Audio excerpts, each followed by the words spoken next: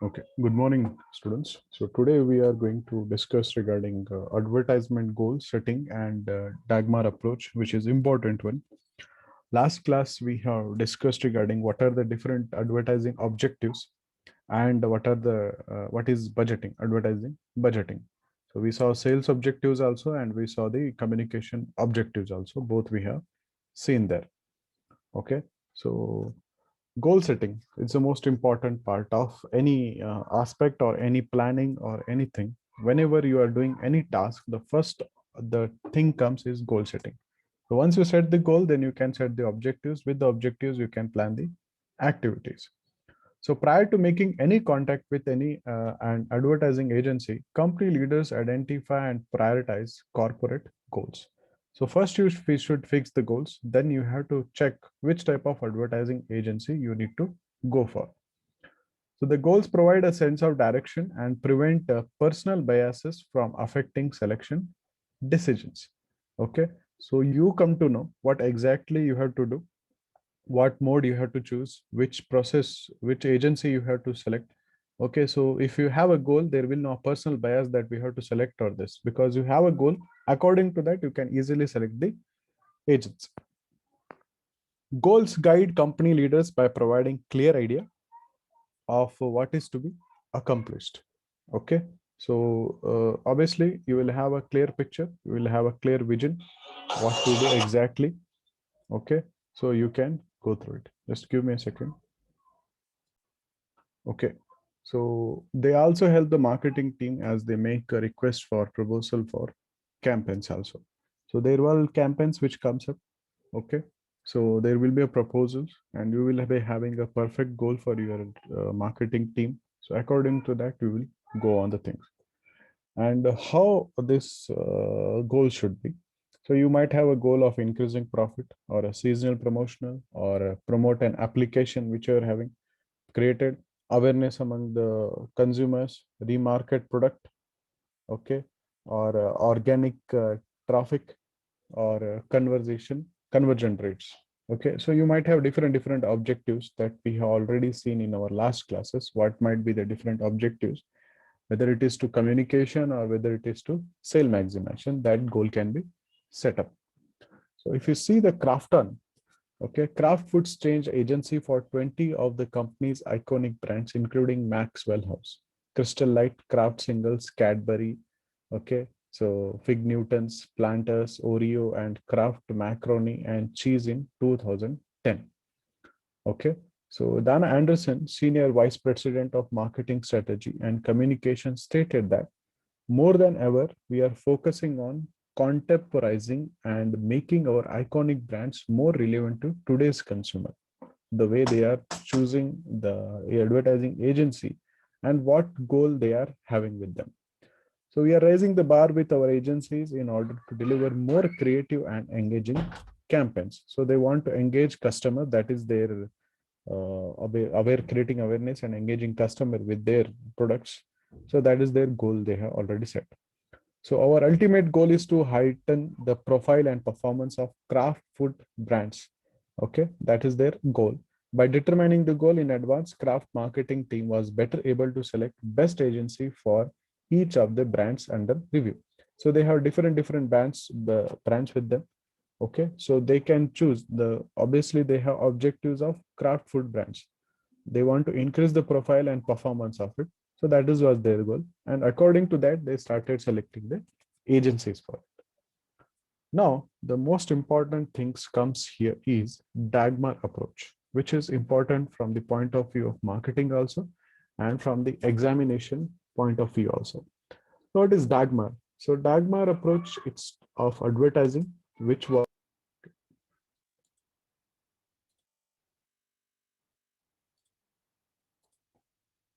so okay.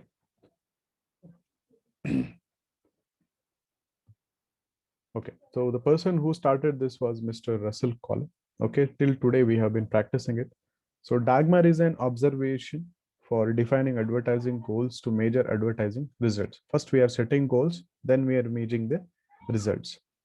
So Russell Collins observed that although people were investing in advertising, they had to invest a lot of time in other marketing activities to get the ROI of advertising.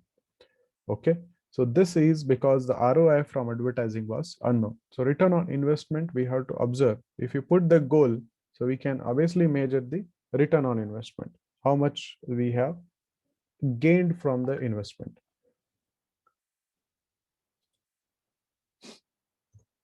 So hence, Russell suggested two main ways that maximum return on investment could be achieved with the usage of advertising alone. Hence, a company which was thinking of 10 different ways to market its product, so could check the ROI from advertising when it wanted to study how effective its advertising was. So he developed this model. Why do you are choosing different thing? So you can just check with the return on investment from whatever advertising you do, you will get to know it. So what is exactly the DAGMAR is? So DAGMAR is D for defining, A for advertising, G for goals, M for measures, A for advertising, and R for results. That is called DAGMAR. So defining advertising goals to measure advertising results. So we are checking the advertising goals with the results what we are getting through the advertising. So in this, we come up across awareness, comprehension, conviction, and action. Okay. So the two core things on Dagmar approach, okay, model stood were first is creation of a communication task to achieve goals. That was the first one. And the second is defining the objective of the communication task in a manner that the result can be measured. So these are the two Dagmar for where it stood. So if you look at the first one, the communication task involved in the Dagmar approach. So a marketing task is a combination of an advertising activity, okay, a branding activity, and possibly a customer service activity. Okay, so which is including multiple things. First is advertising activity, branding activity, and customer service activity. The work of marketing is holistic approach, and hence it has to look at the whole organization. Okay, the work of advertising is more individualistic, and hence the organization is not considered. So to measure the task assigned to advertising is later on measured only in advertising terms. So what Russell Coley did here is he designed the communication task. So created a communication task which involves communications between company and consumer was solely the responsibility of the advertising department, not other departments of the organizations. So advertising has to take care of it. So what he did is did the communication goals in this approaches. So first is create awareness. So communication task involved making the consumer aware of the brand or the product. That is the first goal, communication goal. Second is comprehension. These tasks also help the consumer in understanding the attributes and the features of the product and what the product will do for the consumer. So that is called comprehension approach. That is a goal. That is the second goal which comes, and we call it as ACCA model also, so don't forget it. So this is called ACCA model under the Dagmar. Okay, so what attributes the product is having, service is having, and what features that product is having. So what the product will do for the consumer, how it is going to help them, that comes in the comprehension part. Now conviction part, the communication task convince the customer that this products were meant for them. For example, if you are feeling bored, okay, zindagi bore ho gayi, so what then? So obviously you are feeling bored. If you are bored, you can enjoy this all things. Suppose you are a person who always like adventurous thing, so you can go for some bikes which are advertising on those basis. Okay, no, if you are having a pimples problem, so there will be a face wash, there will be creams which are made for that particular oily skin, dry skin, okay, the light skin, the white skin, different skin will be there. So in conviction part, you are telling them that this product is meant for you only. Action, ultimately after conviction, the customer was to be enticed to take action, that is nothing but purchasing. Okay, he has to commit to them. So these are the four aspects which fall in the communication of Dagmar's approach, and these are the four goals which comes, and we call them at ACCA approach also. So if you see the ACCA model, it is similar to ADA concept. Okay, so we have already studied ADA, And this is because ADA is used to measure the effectiveness of sales techniques. And ACCA model is used to understand the effectiveness of advertising and communication tasks that advertising carried out. So this is the difference between ADAS and ACCA model. Okay, there we are just studying the effectiveness of sales techniques, and here we are totally understanding the effectiveness of advertising also and the communication also. So, however, in the Dagmar model, the issue does not end at just creating the communication task, because creating this task is very difficult if the objectives of advertising are not known also. Okay, so if you don't know why you are communicating with the customer, and then how you look communicate, the reason you should know why you are going to advertise yourself to the customers, you should know that. So if you have a goal with you, then obviously you will definitely reach the customer or what reason you are going for. That is the communication goal. So here most important part again comes is setting the objectives for the communication that we have already seen. Now, the second approach in the Dagmar is defining objectives in the Dagmar approach. Okay, so first we saw is regarding the goals of communication task, and second we are looking for the objectives. So the second most important task of Dagmar was defining the objectives of advertising or of the communication task which were to be created. So once you define the objectives, then the measuring of advertising result was comparatively easier, because if you have objectives standards, then result you can compare with. That is the main role. So with this move, Russell Coley also gave more responsibilities to the advertising department. So not only were they responsible for ads made, okay, they were also responsible for how well they understood the objective of advertising and how they incorporated these objectives in their communication task. Okay, so these things has to be evaluated and they have to check. So whole and soul responsibilities come on the advertising team. In this modern age, we know that advertising is used for introducing a product, building a brand equity, for sales promotions, or for plain old brand recall. So we are living in the situation where the branding is required a huge aspect, and continuously we have to focus on putting this STP analysis, that is segmenting, targeting, positioning. So however, all these are objectives of advertising and from the second part of Dagmar. So if you see here, so what are the objectives of advertising Dagmar? So while creating communication as follows. First is concrete and measurable tasks.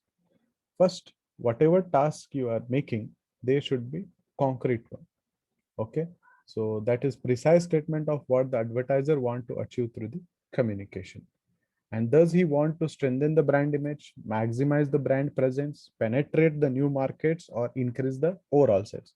What exactly you are looking for, make it concrete and you can measure it. Next is define the target audience. So whom you are exactly targeting.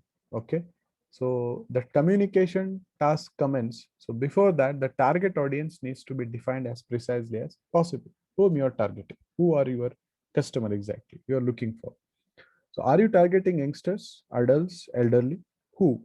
So any of the various forms of segmentation can be used to define the target audience. The next comes the degree of change sought. So what level of perception, attitude, or awareness of the customer do you want to change regarding the product?